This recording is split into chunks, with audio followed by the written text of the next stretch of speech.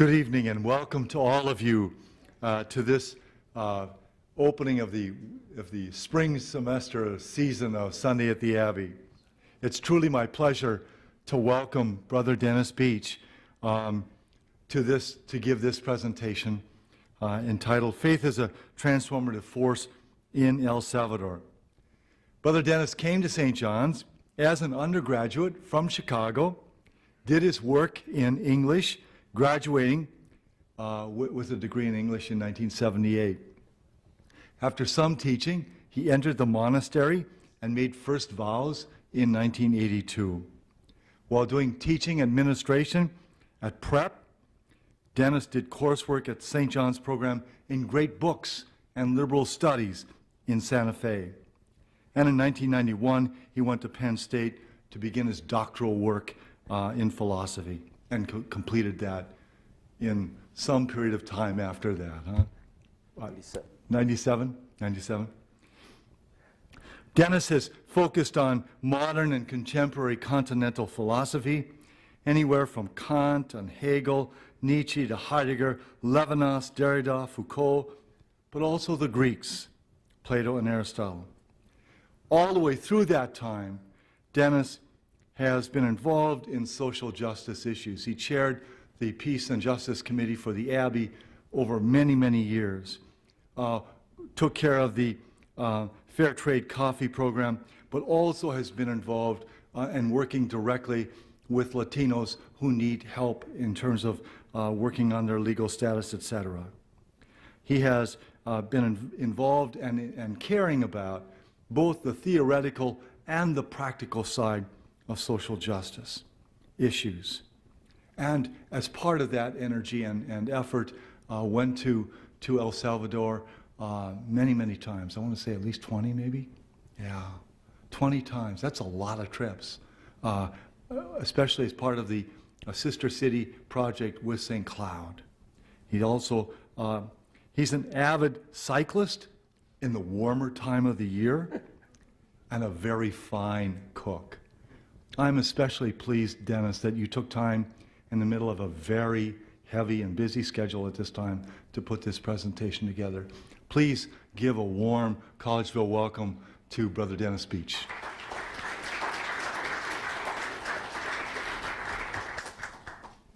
I'm hoping that this portable microphone is working. It sounds like it's working. This is not, if you follow the news, this is not the volcano that's been exploding in El Salvador since about the 28th of December. This one is called Chinchontepec or San Vicente. They almost always have indigenous names plus a local name.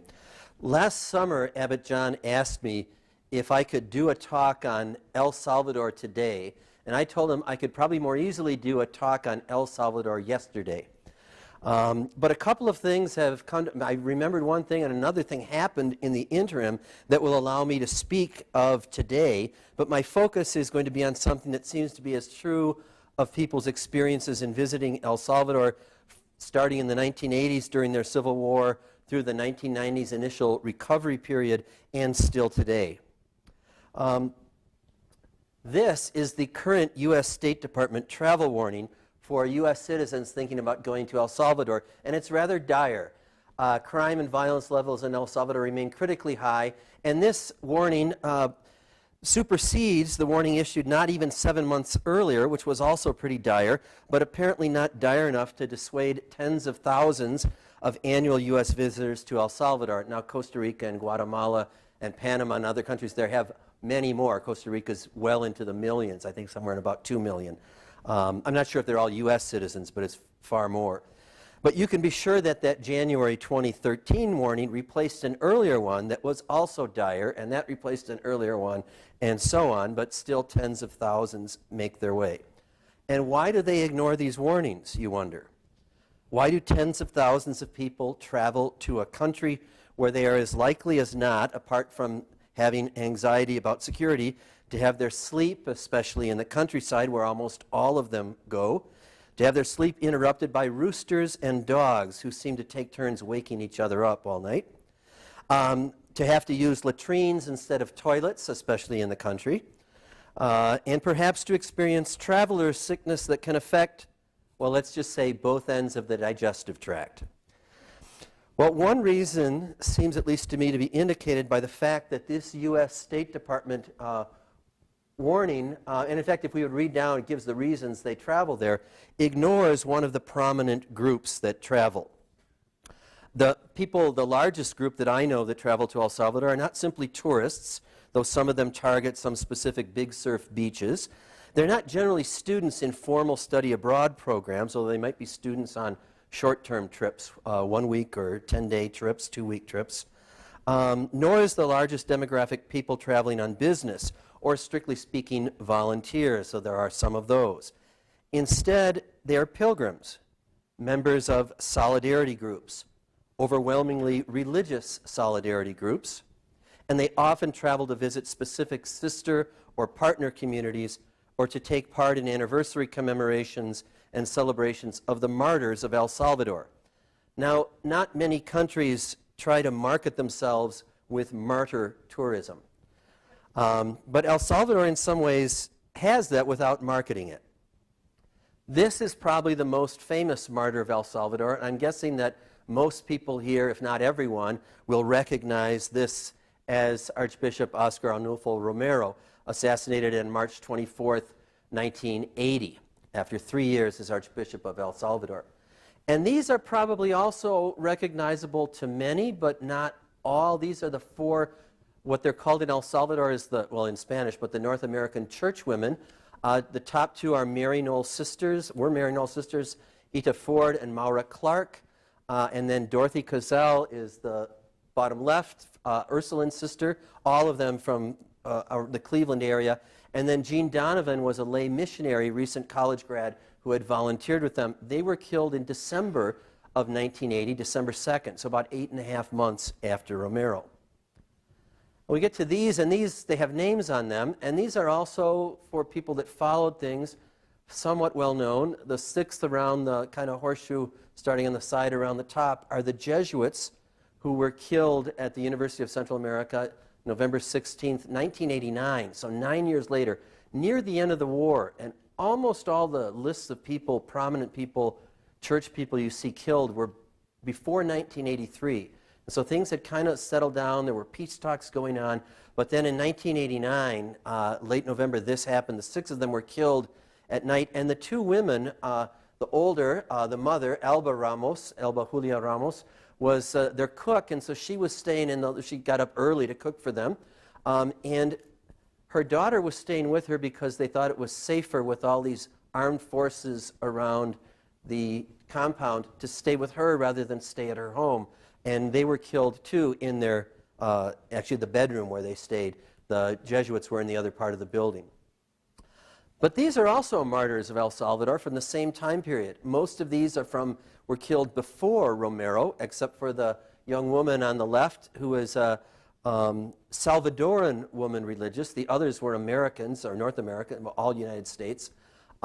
Sylvia, I had another slide that I cut with her. She shows up, her face shows up on murals on buildings in El Salvador in the countryside a lot.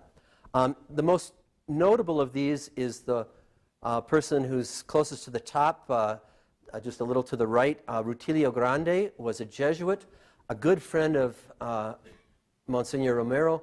And he's the one who was killed with the sacristan and the altar boy at the beginning of the movie Romero, if you saw that. And his death, not even 2 months into Romero's term as Archbishop, really sort of galvanized and changed the consciousness of Archbishop Romero. And we have yet more. All of these, except for the woman, of course, are either priests or one is a sacristan.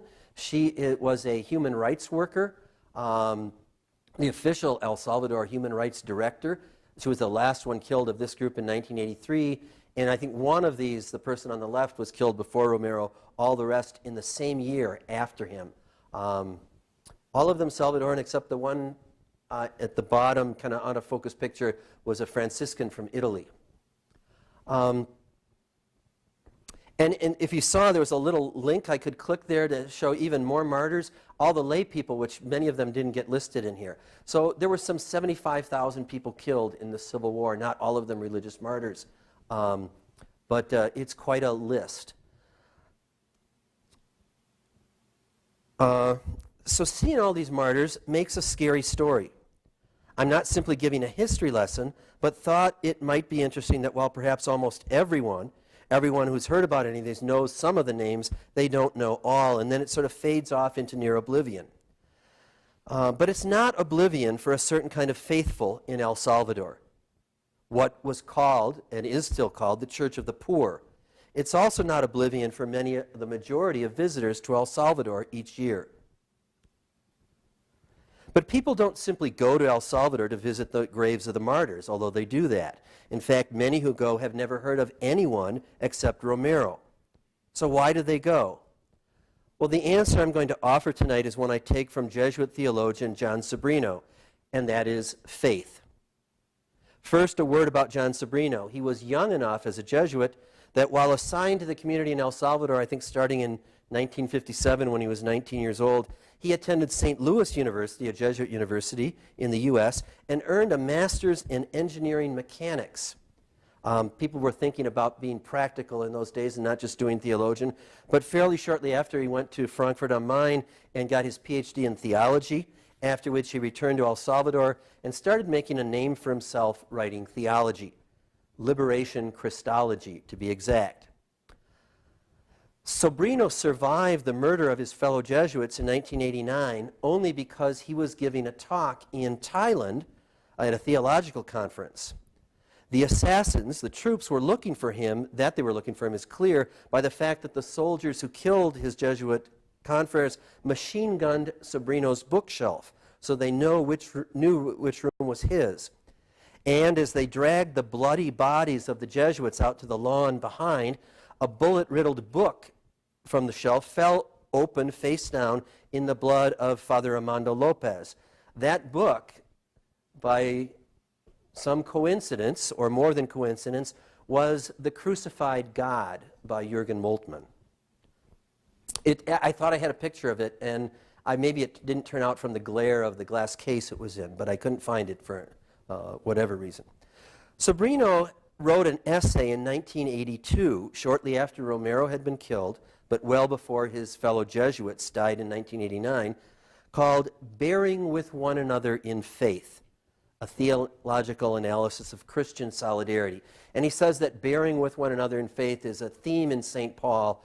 Those exact words, actually bearing with one another in love, used in Ephesians, but that whole bearing with or supporting one another, it's clear as a very constant theme in the writings of St. Paul. This article seems to me absolutely prescient from 1982. It could have been written in 1989 when his colleagues were killed, in 1992 when St. Cloud area first started going to El Salvador, or today. One of the things Sobrino suggests early in this article is that El Salvador's greatest export is faith. It should have the largest pie slice on its GNP chart. He observes first that the traditional mission conception of church designates a sending church and a receiving church, usually conceived as separate churches. At first glance, he says, the visitors from the United States and Canada, North Americans, and Western Europe, who began coming to El Salvador in the early 1980s, brought material goods to poor communities, especially provisional communities in the refugee camps that were forming during the Civil War. Skipping over a little bit here. Sobrino says the reality of the church relations were actually very different. Christian solidarity, as he experienced it being practiced in El Salvador, he says, had three key characteristics. One, and I'm quoting Sobrino here, I was joking with someone that actually I'm merely the editor of this presentation. John Sobrino wrote it, and I had to kind of cut it down a little bit. Solidarity, and then I set some photos to it. Solidarity has been set in motion when some churches, he says, help another church that is in need because it has taken up solidarity with the poor and oppressed among its own people. Second, the helping churches find out that they not only give but also receive, so those roles get blended from the church that they aid. And what they receive is a different and a higher order than often the material aid they provide. They usually describe it as a new inspiration in faith and help in discovering their identities, in the human, ecclesial, and Christian terms and in relationship to God. And third, through mutual giving and receiving, these churches establish a relationship, and they discover that in principle it is essential that a local church be united to another church, and that this embraces all levels of life from the material to faith in God. So Sobrino says in this article that there really have been three basic models of talking about the universal church, a common conception in Christianity. What is the universal church? And he said the first and most dominant one in our history has been the uniformity model. It's one church, it should be uniform. And he says then in the aftermath of Vatican II, or during Vatican II, there came up a pluriformity model, which he says was in some ways better, but it lacked a connection to what he calls the truth of the poor. And also, it didn't have a real strong basis for establishing relations between the church. Each church could express the faith in its own way, but there was no real ground for connections between them. And the third model he calls the solidarity model, and he says this is the model that was sort of discovered, partly by accident, but partly because it just started working in El Salvador, especially in the early 1980s when he was writing this, and since then. I'm going to show you a number of slides now, and I'm going to go through them very quickly, not commenting on each one, that I think depict some kind of solidarity. My experiences in our sister city of Tenancingo and some other places with various groups over a number of years, including a couple of student groups. Some of you have been around for a while may recognize some of the students. Others will just recognize them as students. Oh, this is actually Sobrino. I should have had that up there before. And this is Sobrino at the School of the Americas protest, and the custom is to use these crosses. That's his colleague, Confrere Ignacio Echeverria, was the leader of the Jesuits who was killed in 1989, and people carry these crosses, and when they call out the names, they say, all of them say, presente, meaning they're still alive, they're still present here with us. But this first of my solidarity slides, then, is a group of people leaving on buses the refugee camps in Honduras to come back to El Salvador while the war is still going on in 1986.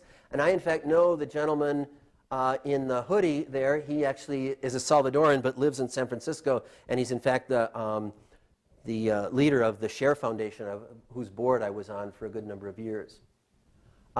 This is recognizable.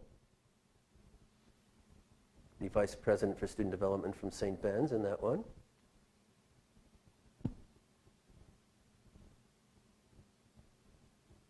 I don't know how I got in those pictures. I must not have been taking them.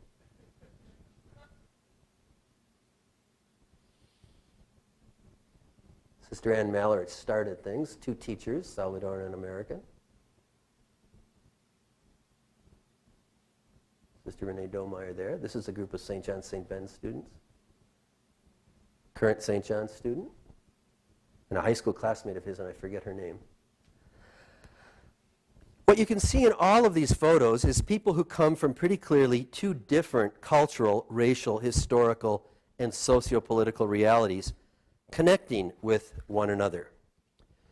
John Sobrino identifies a crucial factor in the Salvadoran dynamic of Christian solidarity that makes faith flourish and even become reanimated where it was atrophied, and he calls this the truth of the poor. The unveiling of the fact of misery, oppression, and injustice in which millions of human beings live. That's a quotation. For Sobrino, for reasons that stretch from Exodus to Matthew 25 at least, the unveiling of the reality of the poor, the truth of the poor, is part and parcel of Christian revelation. The truth of the poor grows faith because it simply is the gospel. So the truth of the poor is intimately related to the fact that the Church of El Salvador is a church of martyrs, of heroes who denounce the oppression of the poor and witness to the truth of the poor with their blood at the cost of their lives. Sobrino writes, for many Christians, the persecution of the church has been decisive in their discovery of the truth of the poor. If even the church is repressed and its priests and religious are murdered, then it becomes quite credible that such is also the lot of the poor. What is worse and more tragic, the anonymous poor will be repressed with even fewer scruples and misgivings than are shown towards the church. And the implications, the real-world results of this revelation, I'll simply quote Sobrino again because I cannot phrase it better. The truth of the poor was communicated in a way that went beyond dispassionate narration, he writes. It managed to reach levels of feeling. The truth of the poor was not only made known, it unleashed indignation and protest. Finally, because it is the church that is persecuted and communicates the oppression and repression of the people through its own persecution, this truth is automatically presented as an ethical demand on others. The truth of the poor, thus unveiled, requires a response not only with a theoretical judgment, but with a practical judgment that sets in motion some form of concrete action. So I'm going to turn now to a separate slideshow, one that has a song embedded in it, because it captures so well what the Church of the Poor teaches Christians coming from a comfortable, unoppressed church. And this should... Now, this group is what you heard before is a Venezuelan group called Los Guaraguao. I don't know what the name actually means. It might be a place name. And it's going to be parallel column translated for you. Cristo al servicio de quién, preguntaba Jaime Obrero, preguntaba Jaime Obrero, al servicio de unos pocos que se lo llevaron preso, disfrazándolo con lujos, sabiendo que él es del pueblo, lo tienen encarcelado en palacios de concreto, con pisos de puro mármol, de pura madera el techo, templos que no se parecen a las casas de mi pueblo, casas de lata y cartón, techos rojos, tierra al suelo. Cristo al servicio de quién, preguntaba Jaime Obrero, preguntaba Jaime Obrero. A Cristo hay que liberarlo, Él siempre quiso ser pueblo y hoy lo explotan los de arriba. Ricos, iglesia y gobierno, los señores de una iglesia que está muy lejos del pueblo, que no sabe de miserias, que no vive su evangelio y que no habla nuestro idioma. Cuando nos dice silencio, son cosas que Dios permite, son cosas que manda el cielo. Cristo al servicio de quién, preguntaba Jaime Obrero, preguntaba Jaime Obrero. A Cristo hay que liberarlo, me decía Jaime Obrero, porque ellos se lo han robado. Y Cristo, Cristo es del pueblo, iglesia que no denuncia la injusticia y la opresión. Es una iglesia vendida, queremos resurrección, queremos renovación, queremos revolución. Cristo al servicio de quién.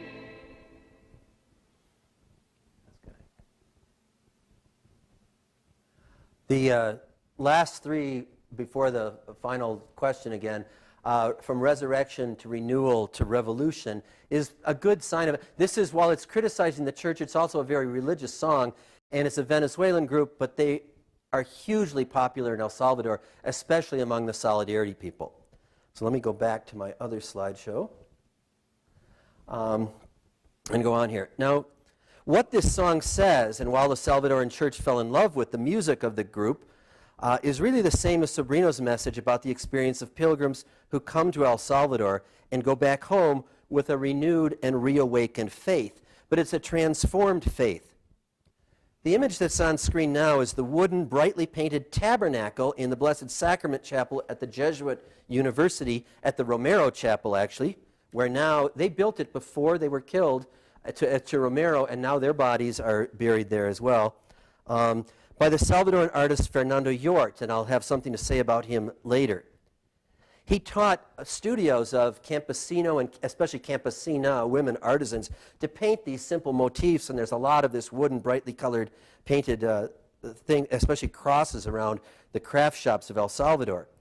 Now this tabernacle is a house. It houses the body of Christ. It houses God's presence, Christ's presence. But notice the houses painted on the side. They are like the houses of the poor, not like the house of God made out of pure marble.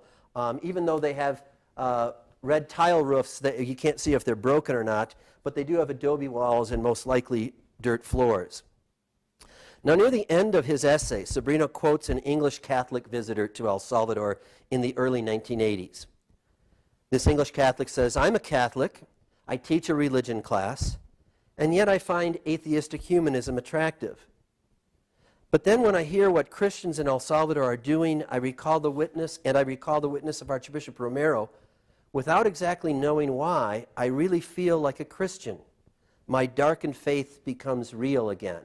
And I think that dynamic became, for me, writ large with the other, and the Jesuits hadn't been murdered yet again, and a lot of the others. This has really been my experience since I first traveled to El Salvador in 1998. I went back twice in 99, twice again in 2000. The first time in 2000 when I went with St. John, St. Ben's students, 2001, 2, 3, twice in each of those years, at least 3 times one of them. And I haven't been back since 2010, so I sort of feeling a little withdrawal. I've got a good friend who has now gone to El Salvador 4 times, the first 3 times with me. And he asked me if he could come in 2000, and then in 2005, with a St. John, St. Ben's group, in 2005, he asked if he could bring some of his students from Cretan-Durham Hall High School down, and they eventually started their own program, and I accompanied one of those delegations. And it was only, though, a few years ago that he told me that he really got interested in El Salvador because he saw how positively the experience affected me, transformed me, including transforming how I expressed my faith. I told him I didn't know I was such a schmuck before I went to El Salvador, but he apparently liked the change. Now, since Sobrino has helped us unite the theme of the martyrs that I started with, the persecuted church, united that to the truth of the poor, as the kind of secret of solidarity for growing faith, I'd like to return to the story of some of these martyrs in a way that shares this faith in solidarity. This chapel is the chapel of Davina, Providencia, where Archbishop Romero was assassinated. They retell this story every year, and this has been transformed. It's almost it is a tourist attraction somewhat now. It's on the property of a cancer hospital where he lived because his archbishop residence was damaged by an earthquake. He wasn't killed in the cathedral like the movie says. This is the interior, and from the vantage point of the front door where the Jeep was parked outside that door where the marksman shot him with a scoped rifle, high-powered hollow point bullet. He had just finished his homily in which he preached on unless a grain of corn, sorry, they do corn, not wheat, falls into the earth and dies, it remains just a grain of wheat. And then he came to the altar to start the offertory and opened his hands and was shot with a hollow point bullet right in the heart. And so the doors were all open because March and April are as hot as it gets down there. And so everything was open.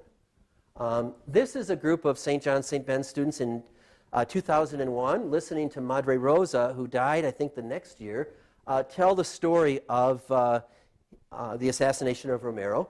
And the little black thing sitting on the pew top in front of Amy and John is my little mini cassette recorder. And about 15 seconds after I took this picture, a 7.6 earthquake struck El Salvador, and our agenda was changed. We didn't even run out of the building as you're supposed to do in an earthquake, because we're all Midwesterners. We treated it like a tornado and just kind of sheltered in place. This is, again, the altar, a side view of where he was shot. And you can see this plaque. And I'm going to show you a close-up of that plaque. And you can't read it, but you can see on the right-hand side, third line from the bottom, there's a word missing. And I noticed that, and I asked Sister Rosa the year before, that group was 2001, the first time this is 1998. I said, what is that word? It says on the 7th anniversary to Monsignor Oscar Arnulfo Romero, etc., on the 7th anniversary of his blank. And I said, it's too long to be muerte, death, and it's too short to be assassination, assassinato. And what she told me is, well, the word is martirio, martyrdom. And I said, well, why is it covered over? Why is it erased? And she said, well, someone complained, and they sent someone from Rome, and they told us that only Rome can declare a martyr. So I came back the next year with a group in 1999, going to show them this plaque, and there's the word martyr. So I asked Sister Rosa, what happened? Did Rome change its mind? And she shook her head. She says, no, but all the people who come every year, every day, they scratch a little bit away. And what can we do about that? And you can see, actually, there's a little bit of smudging around the edges of it, okay? And so we leave the chapel, and we go across through this gate to the house where he lived. They gave him a little house to live in, which is now a museum, with the bloody vestments that he was wearing when he... They like reality in their sort of testimony to these things. And here's on the wall of the house, they put this.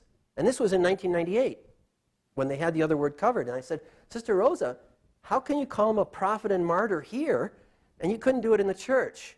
And she said, well, we didn't invite the guy from Rome to come here. So they just let the gate close. So, and you can't read the small writing. It says, Los pobres te llaman. The people call you, the poor call you prophet and martyr, sin prevenir el juicio de la iglesia, without preventing the judgment of the church. And preventing in Spanish has the sense that it had once upon a time in English in the 16th century or so, that you both, it didn't primarily mean block, it simply meant anticipate. So without jumping ahead of the judgment of the church, the poor already call you this. This is the actual tomb of Archbishop Romero in 1998. The first time pilgrims could get there. It was, the cathedral had been damaged in yet another earthquake in 1986. So 12 years later was the first time our visiting groups could get there. It had been visited by John Paul II in 96, so 2 years earlier.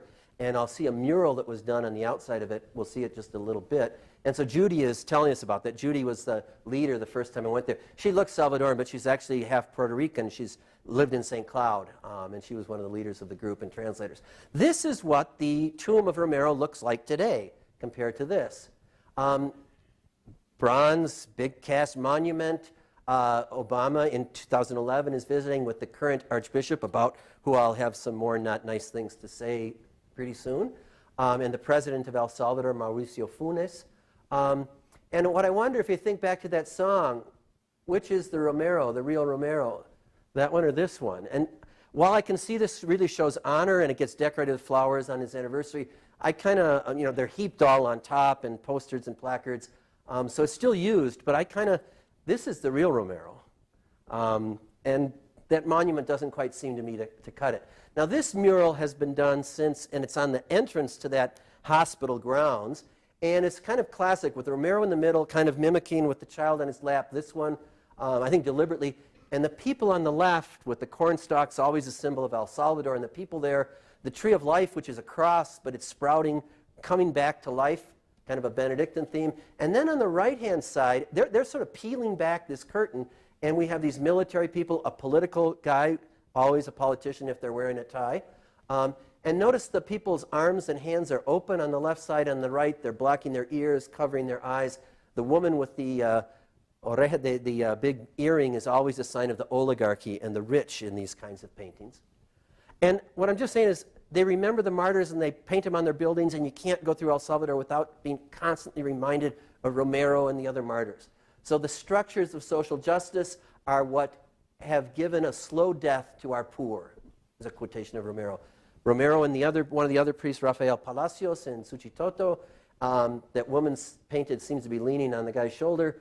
This is actually a quotation that Romero said about Rutilio Grande when they killed him when Romero was alive, and now they use it about Romero. They wanted to kill them. They had wanted to kill them, but they are more present now than before in the people themselves. In the first anniversary, the 20th anniversary they went to in 2000, we visited a church that had a couple banners. I'm going to show this one. The authority of the church is service. So his words are put up on banners and on posters and everything all over the country. Romero is preaching to the people of El Salvador as much today as he was in 1977 to 1980, and preaching to the pilgrims that come. I don't have a translation of this. I can do it. Faith does not only consist in believing with the head, but in offering oneself up with the heart and with one's life, which Romero obviously did. This is in 2000 at the memorial mass for Archbishop Romero, and so the altar is set in front of this big screen, and people are assembled in front of it. And this goes for quite a ways on either side of this. I climbed up on a place where I could get a vantage point. And this is, after the Mass is over, it becomes a march to the cathedral.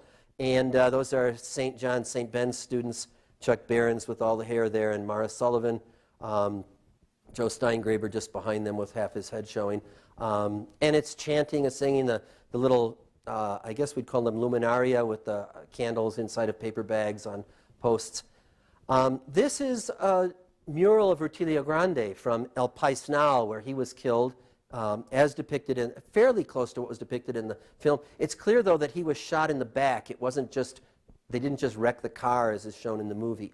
They were shot from behind as they traveled. His form there is both embracing and cruciform. So it unifies that suffering and then the positive theology of embracing the poor, who he's gathering in. And here are the two of them, friends, together on a mural. And they don't write Padre Rutilio's whole name. It's Padre Tilo, which is what everybody would have called him. Padre Tilo and Monsignor Romero, prophets of liberation, with symbols of El Salvador, the corn, the huge corn, balloons, because they celebrate these people, even though they were martyrs. So it's not lugubrious. And even though they like to look at photos of the bloody bodies, just to reaffirm that this really happened. I can't look at that stuff the way the Salvadorans can. And then that sunflower. Here we have the women religious martyrs painted on a building, probably someone's house, in Perkin, a long way from where they worked and a long way from where they were killed. There's a museum to the war near this place, but not right here. And it says, the martyrs of El Salvador. They are not dead, and Salvadorans, especially the solidarity groups, like to use this @ sign because it's both an O and an A, and therefore it's inclusive of both genders. So they are not muertos muertas. Those who in sweet peace rest under the cold tomb. Dead are those who have death in their soul and are still alive. This is a group of primarily women religious from the United States, but also some others. Obviously, the men in the picture are not religious women. I know a few of the people in this group, and they are organized by the Share Foundation.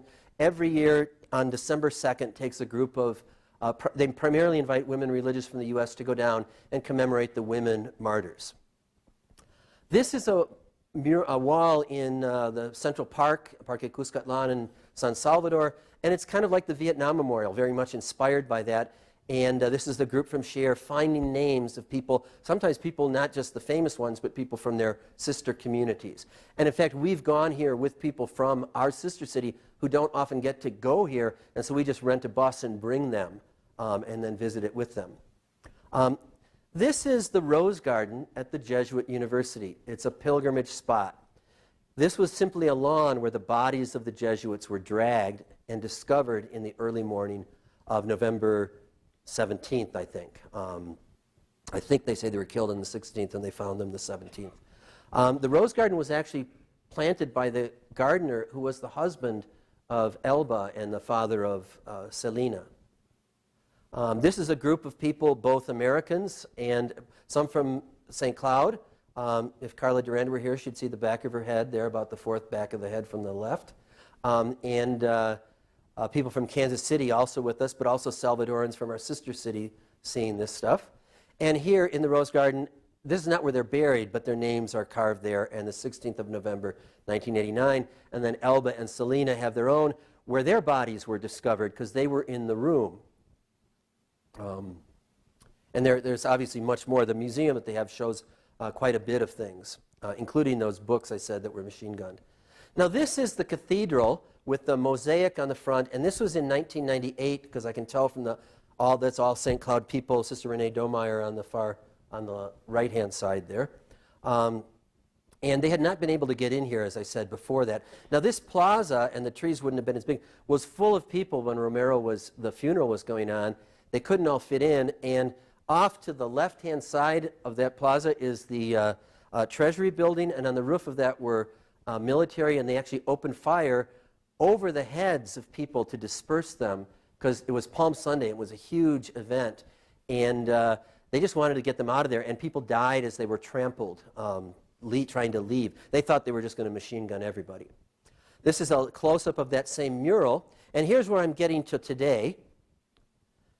Well, almost today. In late December 2011, this drapery went up in front of the cathedral, and people wondered what was going to happen. Well, this is what happened. There's the mural being discarded into a big dumpster bin by a worker. Here is Fernando Yort's mural, which is entitled The Harmony of La Armonía de mi Pueblo, the harmony of my people. It was done when the cathedral was being rededicated after the earthquake and Romero being buried there, and it became a pilgrimage site there. And I have to say that after that, the cathedral reopened in 1998 and 2000, then when I came back, it was becoming his grave. They'd started having masses there. And between 2000 and 2005, the Archbishop then, Fernand Sáenz Lacalle, tried to ban those masses. He said the masses should go on upstairs. He tried to do that, and they just became bigger. The more he tried to ban them, the bigger they became. It's not the same person who did this, but because Romero, in some ways, was bigger than the present archbishops of El Salvador, Sáenz Lacalle was an Opus Dei person who's a very, very different temperament than Romero. And now this is what it looks like. Quite a difference. So part of what I'm worried about is the church in El Salvador maintaining its commitment. What's happened to the prophetic church?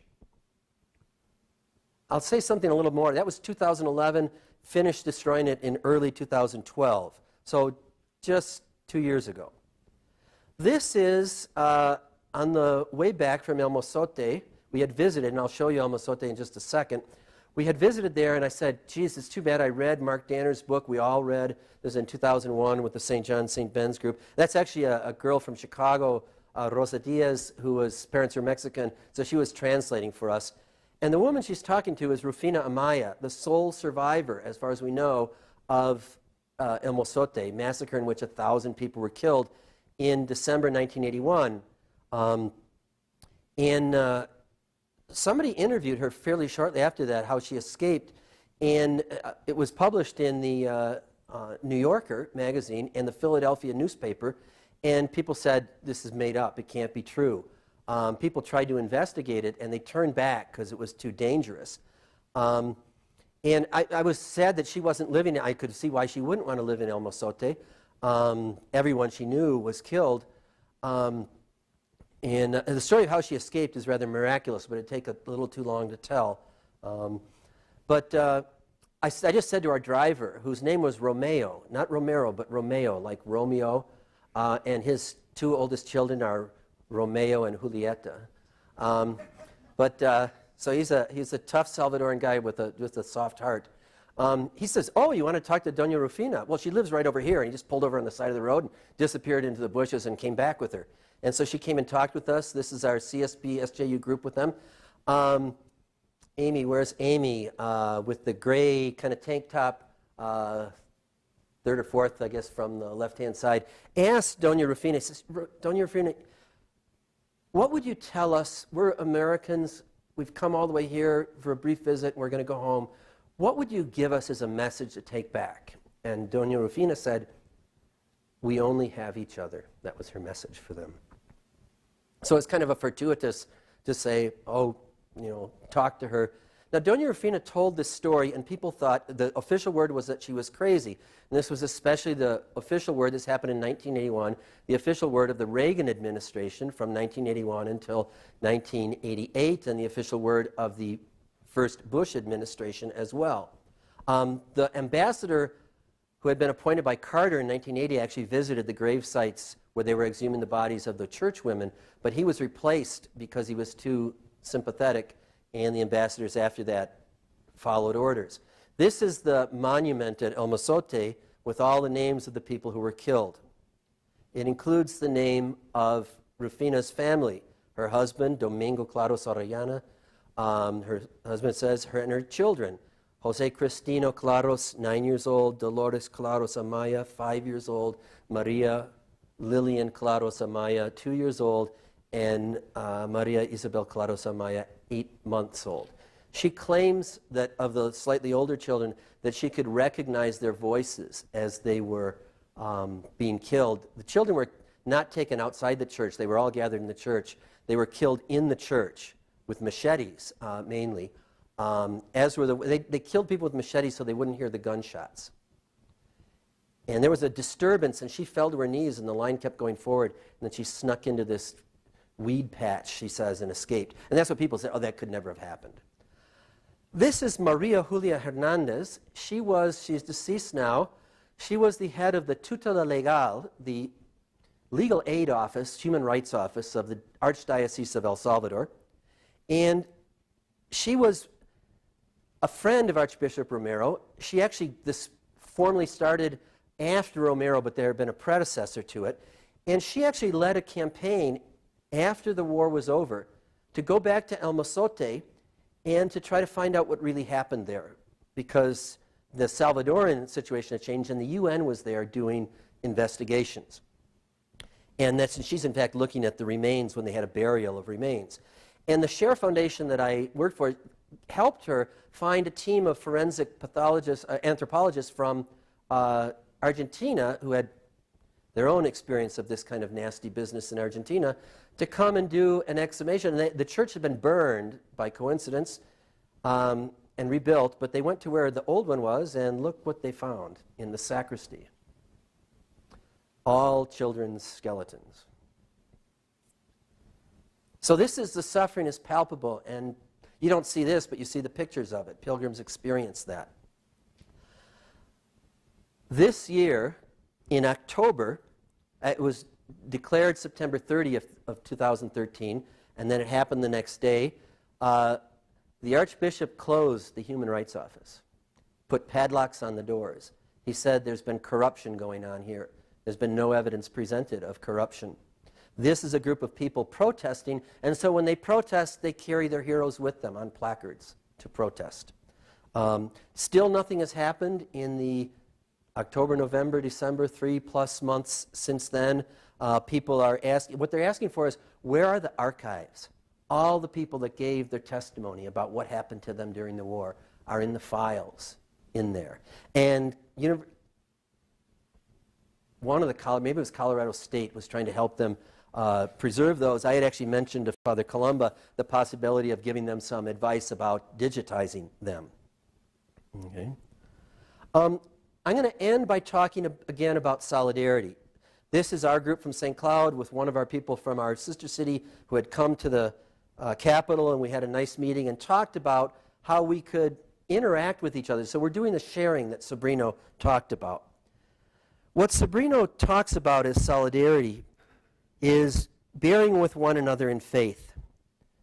He says the faith of others is important for one's own faith. In the de facto course of events, it is essential, as has clearly been shown in Latin America. And this is a group of Salvadorans in Minnesota, actually at the Resource Center of the Americas in Minneapolis, and they came up to visit in 2001, and that's Roseanne Fisher, who was previously the head of the mission office in St. Cloud.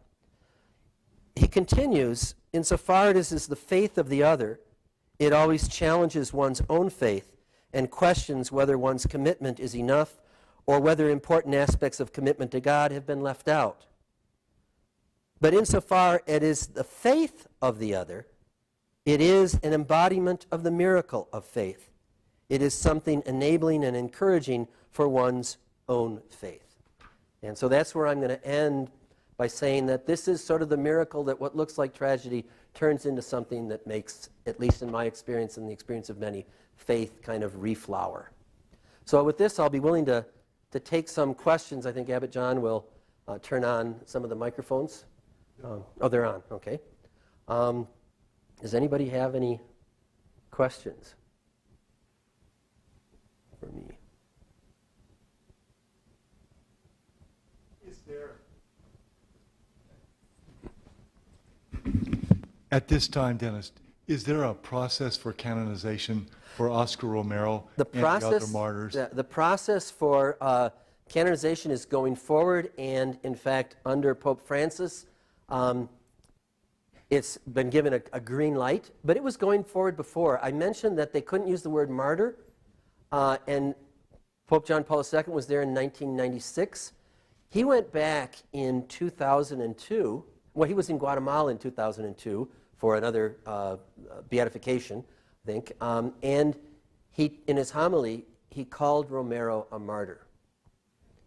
He did not do that by accident. So he, in fact, felt bad and said he felt bad. He had one of the papal nuncio, the papal nuncio had told him that Romero was simply a communist. So Romero's last ad limina visit in 1979, before he was assassinated, John Paul II was very down on him and kind of snubbed him. And he has admitted in some interview or so that he felt bad after that, after Romero was assassinated, that he shouldn't have listened to that person. Yeah. So this, in fact, the mural that's shown here says, Romero, the people have already made you a saint. Please, Hillary.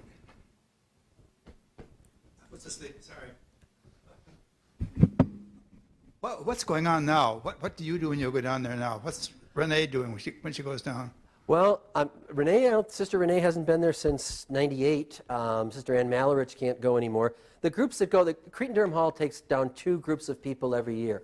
And I think one of the things they do is get people to know the reality, learn some of the history, but talk to people about how they're struggling now. And a lot of the struggles now are economic questions, economic policy questions, but also they'll be lobbying for things like the handing on and the safeguarding of these archives, claiming that these archives belong to the people, do not belong to simply the archdiocese. There's very much concern that, that this archbishop is starting to show his stripes. He was appointed in, I think, 2008. But what people do is visit the peoples, try to build some relationships, a lot of emphasis on youth connections, but try to find out, say, the immigration and the push that young people see no future there and think about leaving to try to get to the United States is one of the things they talk about. And so it's in some ways trying to keep this alive. There are some ways in which it's got a little bit more a secular side to this as well. But the big events every year are the anniversaries of these martyrs. And they're quite extraordinary. I was there only once for the Jesuit one in November. I'm usually a little busy doing other things about November 16th. But I have been there for the Romero one twice, and once for the Rutilia Grande one, when it's brutally hot and you're walking in the countryside. Because you walk the same walk that they walked when they were shot. That's what the group does every year. Other questions? Something that I shortened or? Could Dennis, could you unpack the meaning of the, just the key sentence, I think, way back, and it was from Sobrino, and it's the truth of the poor is the gospel. Okay, and actually that was my gloss on Sobrino, so I can claim credit for that. Okay. But he says that the truth that the poor embody, that there is no gospel without the poor. Sobrino was actually, there was a warning given about his teachings that was really penned, I was telling Father Rene today, by Cardinal Ratzinger, and then Ratzinger was elected as Pope Benedict, and nothing had been done. They knew he was investigating Sobrino because Sobrino had to give testimony, etc. And 2 years after he was elected, Sobrino, there was a warning that came out from Cardinal Levada, but it was words, the argument against him were words from Pope Benedict's own book on Jesus of Nazareth. And it was claimed that Sobrino was a bad theologian because he talked about Jesus learning what his mission was and coming to know what was required of him. And he thought he was just going to announce the good news, and the cross or persecution started looming. He even claims that Jesus really discovered what it meant to be in solidarity with the poor, with the imperial Roman occupation around. And after, there was no punishment given, but Sobrino, the errors were listed. Sobrino's next book was a riff on a standard theological line, no salvation outside the church, extra ecclesia nulla salus. And Sobrino's book was extra pauperes nulla salus. Outside the poor, there is no salvation. And that's what he means, is if it doesn't have the poor at its core, it's not the gospel. That's his belief about the gospel.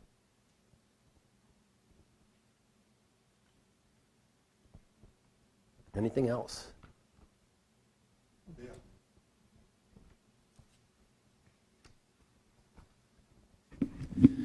To what extent do you see us as being complicit in the situation of the poor in El Salvador? In El Salvador? I mean, I think for me, it was quite clear that early in at least a portion of people in the 1980s through their civil war, which ended in January 1992, that there certainly was a kind of complicity. But what's really interesting, actually Romero had started this, and then his successor, who was very good. I mean, Romero's successor was supposed to be Romero. Archbishop Arturo Rivera Damas was the one everybody thought would be elected or not named Archbishop, but he was too liberal, and the nuncio didn't want him, so they said, let's take this pious guy who just hangs out in the seminary, Romero, and he'll start kind of pious clubs and keep the lid on everything. And he didn't. Then after he was killed, they had no other choice but to name Rivera Damas the Archbishop. And after Romero was killed, and all those other priests and lay people, etc., who were killed in 1980, were in those early slides, Rivera Damas just said, I call upon the Christians of North America to be in solidarity with us here. And people did respond. So churches started going there. They started living in communities kind of as a little bit as human shields, but especially in the refugee camps during the 1980s. The Going Home campaign, Americans went down, Canadians, Europeans, but especially Americans, because of what their government was doing, went down, went to the refugee camps, and then walked back across the borders with the Salvadorans, arm in arm. So to answer Dale, there's complicity, but I think what Romero is talking about is those who are in solidarity, they're on the other side of complicity. They're in complicity with... The first point that he made, and the ones I listed off, and they're his points, is that the church that comes to visit aligns itself with the church that has already embraced its poor as its core mission.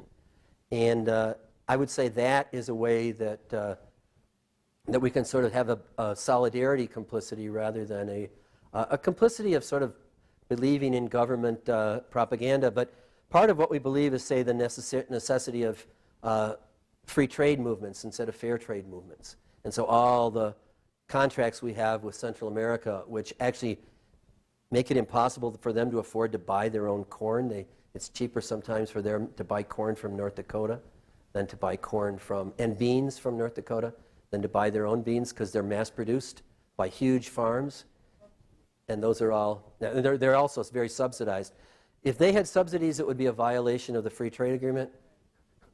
But American farmers have subsidies. Not that I want to hit on American farmers, but there are some inequities there. Rice from Texas is cheaper than rice grown in El Salvador. Doesn't make a whole lot of sense.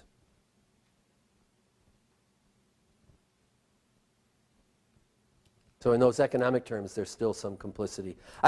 I did a point and looked at some of my cotton T-shirts and underwear, etc., to see how many of them are made in Honduras, El Salvador, Guatemala, and we want to get things as cheap as we can, and sometimes don't ask about how they're made.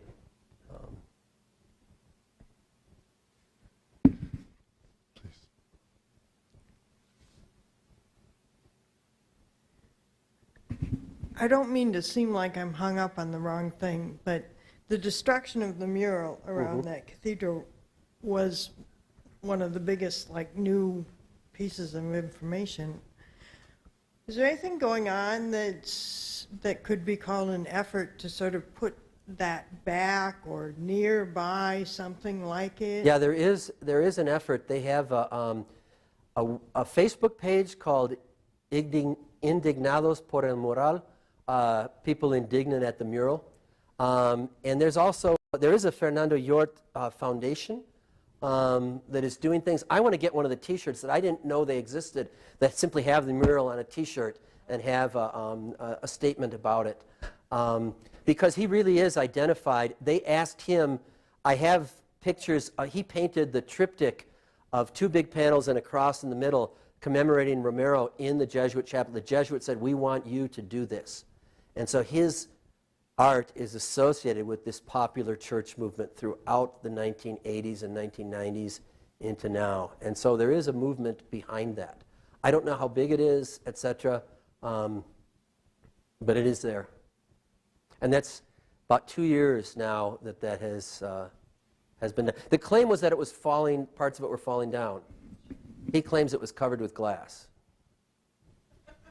with glaze. Renee?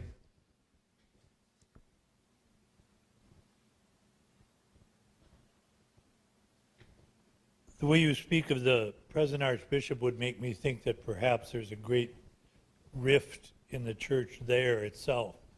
Otherwise, he's very isolated, or else the people are very isolated, which I would think would lead to a very difficult ecclesial climate. I'm guessing that's true. I don't know it for sure. One of the troubles I have is when I go there, all the people I hang out with are left-wingers and liberation theology people and the Church of the Poor. But the official pastors, too, in those churches are regular priests. The priest they had in Tenancingo, who is now down in Soyopango, a much more working-class area in the metropolitan urban area, is a great guy. So there is that dynamic in the church. I think they thought they were getting a more moderate person with this, so he's starting to show his stripes now. There's clearly a rift between him and the Jesuits, though. And his predecessor actually tried to impose a penalty on Sobrino, even though the Vatican had refused to.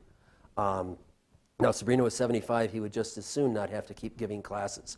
But he can speak publicly. But I think there is the possibility of that. One of my difficulties, even though I can read Spanish, is when Dean Brackley, when the Jesuits were killed, there were something like 200 Jesuits from all over the world that volunteered to take their place. And one of them was Dean Brackley from the Bronx. So he spoke Spanish with this wonderful Bronx accent, which I can't imitate. But he was a great guy, and he died of cancer a couple of years ago. But he must have been the one that translated their weekly letter to the churches into English and posted it on their website, because it hasn't been posted since he got really sick. And that was my way of keeping up. Every January, they would do the State of the Church in El Salvador, and I haven't been able to keep up with it. Let's put our hands together for a wonderful presentation by Hernandez.